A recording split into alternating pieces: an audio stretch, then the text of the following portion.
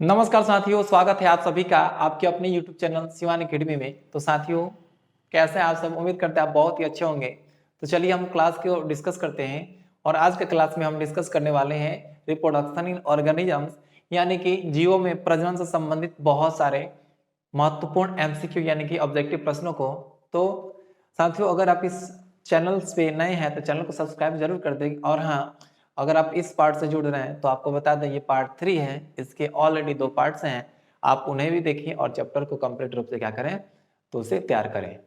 उम्मीदतः एक इसके और एक पार्ट आएंगे जिसमें पूरे चैप्टर को कवर कर लिया जाएगा और आपका पूरा एक चैप्टर कंप्लीट हो जाएगा। तो चलिए हम लोग देखते हैं बहुत सारे इंपॉर्टेंट एमसीक्यू प्रश्नों को जो कि डायरेक्ट आपके एग्जाम में पूछे जाने वाले हैं। या यहाँ पर हम वैसे कंटेंट यानी कि कुछ वैसे हम ऑब्जेक्टिव्स की बात करेंगे, या तो एग्जाम में आ चुके हैं या तो आने की संभावना है। यानी कि यहाँ पर भी जो भी बात किया जाएगा आपके एग्जाम से रिलेवेंट ही होगा, संबंधित ही होगा। चलिए हम लोग देखते हैं। तो बच्चों ध्यान देंगे, जो आज का हमारा प्रश्न है कि शहद का निर्माण कौन करती है। ध्यान दीजिएगा, मधुमक्खियां ही करती हैं शहद का निर्माण। बट यहाँ थोड़ा सा एक बात करते हैं, एक है रानी मक्खी। ठीक है, क्या है? रानी मक्खी है। तो बच्चों यहाँ पर ये जो रानी मक्खी है ये शहद नहीं बनाती है। ठीक है, शहद नहीं बनाती है, तो ऑप्शन ये सही नहीं है। फिर है कार्यकर्ता मक्खी, फिर है ड्रोन। अब देखिएगा, ड्रोन यानी कि आप भंवरा का नाम सुने होंगे ना, यानी कि जो मेल मक्खियां मधुमक्खियां होती हैं उनको हम कहते हैं ड्रोन। जो मेल मधुमक्खी होता है उसको हम कहते हैं ड्रोन, यानी कि भंवरा। तो भंवरा शहद नहीं बनाता। ठीक है, तो ऑप्शन ये भी गलत है। तो जब दो गलत है तो ये तो होगा नहीं, तो कार्यकर्ता मधुमक्खी। और ये एग्जाम में पूछा गया प्रश्न है। ठीक है, कि शहद कौन बनाता है, तो हेल्पर हनी बीस यानी कि कार्यकर्ता मक्खी। चलिए प्रश्न दूसरी की बात करते हैं कि जब जीव का विकास बिना निषेचन के होता है, समझने का प्रयास कीजिएगा। कुछ ऐसे भी जीव हैं जिनका विकास क्या होता है, बिना निषेचन के होता है। जैसे समझिए, मान लेते हैं ये ओवम, ये है ओवम। इसका निषेचन नहीं हुआ, फर्टिलाइजेशन नहीं हुआ। अगर इससे क्या होता है कि कोई ऑर्गेनिज्म विकसित हो रहा है, कोई ऑर्गेनिज्म क्या हो रहा है, विकसित हो रहा है विदाउट निषेचन, यानी कि विदाउट फर्टिलाइजेशन के, विदाउट फर्टिलाइजेशन के। अब देखिए विदाउट फर्टिलाइजेशन क्या हो रहा है, तो विकसित हो रहा है। और जब विदाउट फर्टिलाइजेशन विकसित होगा ना, उस प्रक्रिया को हम कहेंगे पार्थेनोजेनेसिस। क्या कहेंगे बच्चों? पार्थेनोजेनेसिस। और यहाँ पे ऑप्शन जो सेकंड है और ये ऑप्शन नंबर जो थर्ड है, सिंगेमी और फर्टिलाइजेशन एक दूसरे से रिलेटेड है। तो ये कंप्लीटली फ्यूजन होता है और ये फर्टिलाइजेशन। तो इन दोनों की बात तो की नहीं जा रही है, तो ये दोनों गलत हैं। तो इस सही का जो प्रश्न है उसका सही जवाब क्या होगा, तो पार्थेनोजेनेसिस। यानी कि जब क्या होगा, ओवम निषेचित नहीं होगा और उससे नया जीव विकसित होगा, कंप्लीट जीव विकसित होगा, उसको बोलेंगे पार्थेनोजेनेसिस। क्लियर? ओके। अब आपके सामने है कि निम्न में कौन सा बीजाणु बिना कोशिका भित्ति वाला होता है, समझने का प्रयास करेंगे बच्चों। देखिए अब ये जूस्पोर क्या होते हैं, देखिएगा जूस्पोर होते हैं, इनका निर्माण होता है जूस्पोरेंजिया में, जूस्पोरेंजिया में। ठीक है, ओके। एस्पोरेंजियोस्पोर है, इनका निर्माण होता है एस्पोरेंजियम में। कहा? एस्पोरेंजियम में। कोनिडिया है, तो ये क्या होता है, पेनिसिलियम है। उसका जो हाइफी होता है, जैसे देखिएगा बता रहे हैं, ये पेनिसिलियम का मान लेते हैं, ये इसमें स्पेशल क्या होते हैं, हाइफी होते हैं, उनमें ऐसा सेगमेंट होता है। ठीक है, इससे बनता है कोनिडिया। ओके, लेकिन प्रश्न बिना सेल वॉल वाला। ठीक है, इसमें भी सेल वॉल होता है। एस्पोरेंजियम में बनते हैं स्पोर्स, इनमें भी सेल वॉल पाया जाता है। जैसे कि स्पोर्स बन गया तो इसमें भी सेल वॉल पाया जाता है। क्लियर है? अब क्लेमाइडोस्पोर। तो बच्चों ध्यान देंगे, क्लेमाइडोस्पोर जो है इनका जो दीवार होता है थिक वॉल्ड होता है। क्या होता है? Thick walled. यानी कि इनमें जो दीवार पाया जाता है वो क्या होता है, मोटा होता है। तो प्रश्न है कि किसमें नहीं पाया जाता है। और जो एस्पोरेंजिया होता है तो इसमें क्या होता है, ये जो वॉल है, ध्यान दीजिएगा, जो सेल वॉल है यह एब्सेंट होता है। तो इस प्रश्न का सही जवाब क्या होगा, जो एस्पोरेंजिया होगा। क्लियर है? ओके। और अगर आपसे पूछा जाए कि ये बीजाणु यानी कि एस्पोर्स क्या होते हैं, तो समझने का प्रयास करेंगे। एस्पोर्स क्या होते हैं, ऐसी संरचनाएं होती हैं जो अंकुरित होकर के क्या कर सकती हैं, नए जीव को उत्पन्न करती है, जैसे चाहे वो कवक हो चाहे एल्गी हो। ठीक है, ओके। तो इस प्रश्न का सही जवाब क्या हो जाएगा, जियोस्पोर, जिसमें सेल वॉल नहीं होता है, नेक्ड होता है। गेहूं सटगुणित होता है, इसमें कुल गुणसूत्र 42 हैं, तो इसमें युग्मक में गुणसूत्र की संख्या। अब यहाँ पे देखिए कहा जा रहा है 6n बराबर 42। ठीक है, तो n बराबर क्या हो जाएगा 42। हैप्लॉइड पूछा जा रहा है जी, क्या पूछा जा रहा है हैप्लॉइड, क्योंकि देखिएगा जो गैमेट होते हैं क्या होते हैं हैप्लॉइड होते हैं। क्या होता है बच्चों हैप्लॉइड होते हैं कि गुणित होते हैं। तो n बराबर कितना हो जाएगा 42/7 यानी कि 6 ना, नॉट 7, 6 7 छके 42। ठीक है, तो यहाँ पर जो n बराबर कितना आ रहा है बच्चों, n बराबर आ रहा है 7, यानी कि इसका जो युग्मक होगा उसमें गुणसूत्र की संख्या कितनी होगी ये, ओके हैप्लॉइड यानी कि 7। ठीक, ओके उम्मीद करते हैं समझ गए होंगे। देखिए मक्का के गैमेट में गुणसूत्रों की संख्या होती है, मक्का के गैमेट में गुणसूत्रों की संख्या होती है, समझिए 12, 60, 20 और 40। तो बच्चों ध्यान दीजिएगा ऑप्शन आपके सामने है, एक है 12, 16 और 20 और 10। ठीक है, ऑप्शन दूसरा ही बोल दिया था हमने।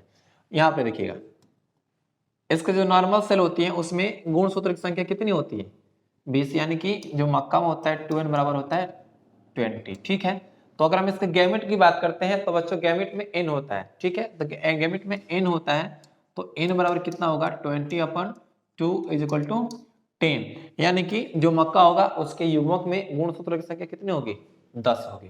Clear, okay.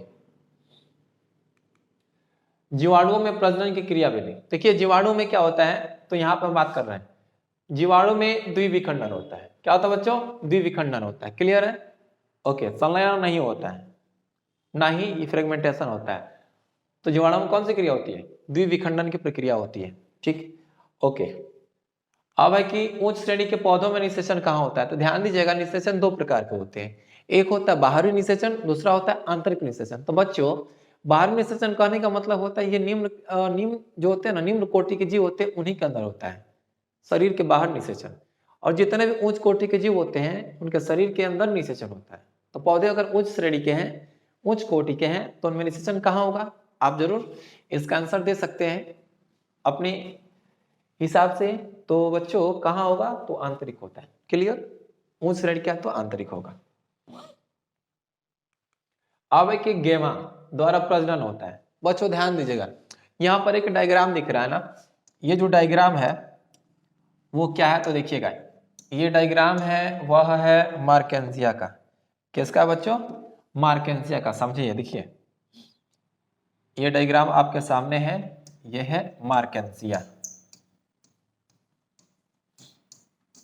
ठीक है, मार्केंसिया है। इसमें देखिए कप जैसी संरचना होती है। ठीक है, कप जैसी संरचना होती है जिसके अंदर गेमा बनता है। क्या बनता है बच्चों गेमा, यानी कि यहाँ पे गेमा द्वारा प्रजनन होता है उच्च श्रेणी के पौधों में। तो ये जो मार्केंसिया है उच्च श्रेणी का पौधा नहीं है। ठीक है, निम्न श्रेणी का जंतु भी नहीं है। अब यह है ब्रायोफाइट्स, क्या बच्चों ब्रायोफाइट्स है। तो इस प्रश्न का जो सही जवाब आपके सामने होगा वो क्या होगा ब्रायोफाइट्स। ठीक है, ओके। अब हम पहुंचते हैं नेक्स्ट प्रश्न पे जो कि आपके सामने है। देखिए एगेव में वर्धिजन डायग्राम में आपको साफ साफ दिख रहा है, ये जो आपको दिख रहा है ना ये सभी के सभी बल्बिल्स हैं। क्या बच्चों बल्बिल्स हैं। अब बल्बिल्स किसमें है तो एगेव में है। किसमें है जी एगेव में है। तो ऑप्शन क्या हो जाएगा बल्बिल द्वारा। ठीक है जी, ओके। अब प्रश्न आपके सामने है कि प्राकृतिक अनिषेक जनन पाया जाता है, नेचुरल पार्थेनोजेनेसिस किसमें पाया जाता है। अभी कुछ देर पहले हमने पार्थेनोजेनेसिस आपको बताया था कि पार्थेनोजेनेसिस होता क्या है। पार्थेनोजेनेसिस में क्या होता है कि बिना निषेचन के जीव बनता है। थोड़ा समझिए, अब मान लेते हैं कि 2n है, समझिएगा एक n है और एक n है। एक जो यहाँ पे मान लेते हैं ये ओवम ही है, ये फर्टिलाइज हो गया, ये फर्टिलाइज नहीं हुआ, ये फर्टिलाइज हुआ।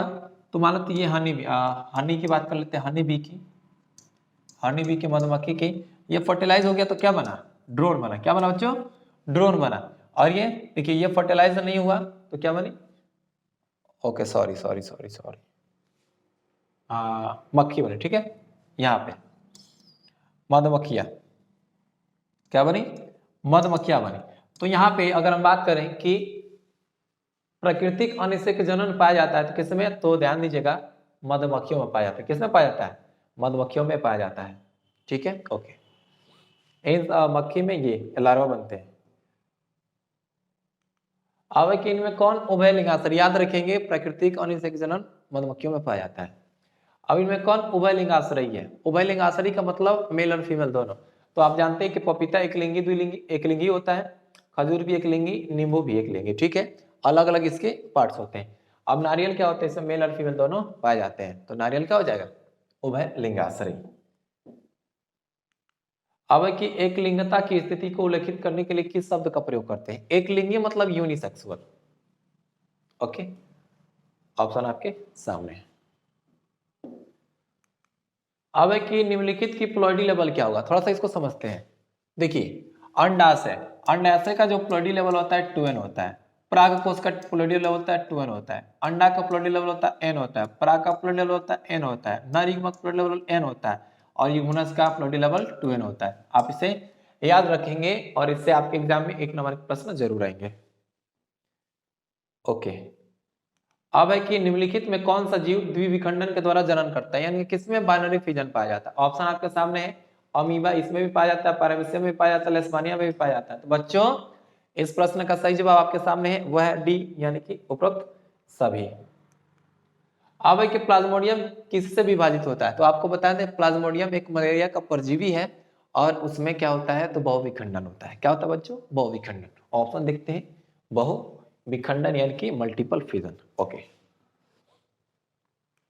अब कि कोशिकाओं या ऊतकों के कृत्रिम माध्यम से अनेक पौधे उत्पन्न होते हैं। समझने का प्रयास कीजिएगा। अब क्या किया जाता है कि ऐसे हमने क्या ले लिया, इसमें सेल्स डाल दिए, इसमें क्या कर दिया हमने? सेल्स डाल दिया। इसमें क्या किया हमने? ऐड कर दिया हार्मोन को। क्या कर दिया? ऐड कर दिया हार्मोन को। वहां पे छोटे छोटे क्या हुए? प्लांटलेट्स बने। ठीक है, कैलस बना, फिर प्लांटलेट्स बने, प्लांटलेट्स को हमने मिट्टी में लगा दिया, पौधे बने। तो यहाँ पे हम जो क्या कर रहे हैं, एक सेल या ऊतक लेकर के नए पौधे विकसित कर रहे हैं बहुत सारे। तो बच्चों यहाँ से इसको हम कहते हैं टिश्यू कल्चर। क्या कहते हैं बच्चों? टिश्यू कल्चर कहते हैं, ऊतक संवर्धन कहते हैं। ऑप्शन आपके सामने है, कोशिका संवर्धन, ऊतक संवर्धन। ओके, तो ऑप्शन नंबर क्या हो जाएगा? बी हो जाएगा, ऑप्शन नंबर बी।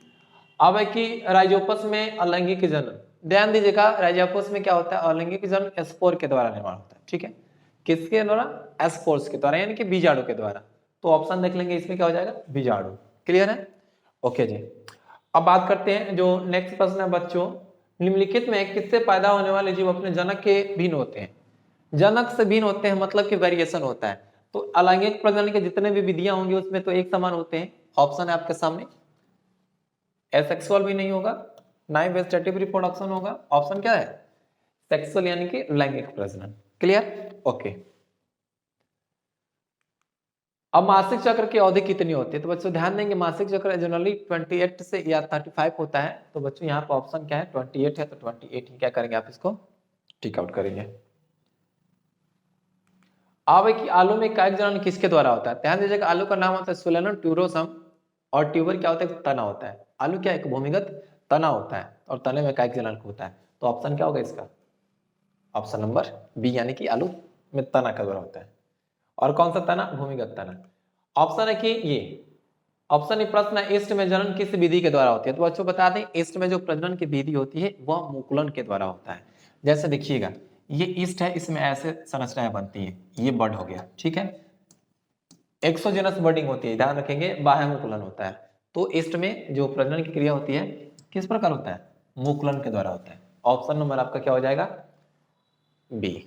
ओके, तो बच्चों आज के लिए बस इतना ही। मिलते हैं हम नेक्स्ट सेशन में, नेक्स्ट पार्ट में, जहां पर हम इस चैप्टर के कंप्लीट यानी कि इंटायर जो एमसीक्यूज हैं उनको हम डिस्कस कर लेंगे। इसके बाद हम नेक्स्ट चैप्टर को डिस्कस करेंगे। तो बच्चों शुरू से अंत तक बने रहने के लिए दिल से शुक्रिया। मिलते हैं हम लोग नेक्स्ट वीडियो में। और अगर आप इस चैनल पर नए हैं तो चैनल को सब्सक्राइब जरूर कर दें और एग्जाम की तैयारी एकदम जबरदस्त तरीके से करें इस चैनल के माध्यम से, क्योंकि यहाँ पर केमिस्ट्री और बायोलॉजी के आपके सभी एमसीक्यू प्रश्नों को कराए जाएंगे और यहाँ तक कि आपके आने वाले समय में शॉर्ट क्वेश्चन और लॉन्ग क्वेश्चन की प्रैक्टिस भी कराई जाएगी। चलिए मिलते हैं हम नेक्स्ट सेक्शन में, तब तक के लिए बेस्ट ऑफ लक।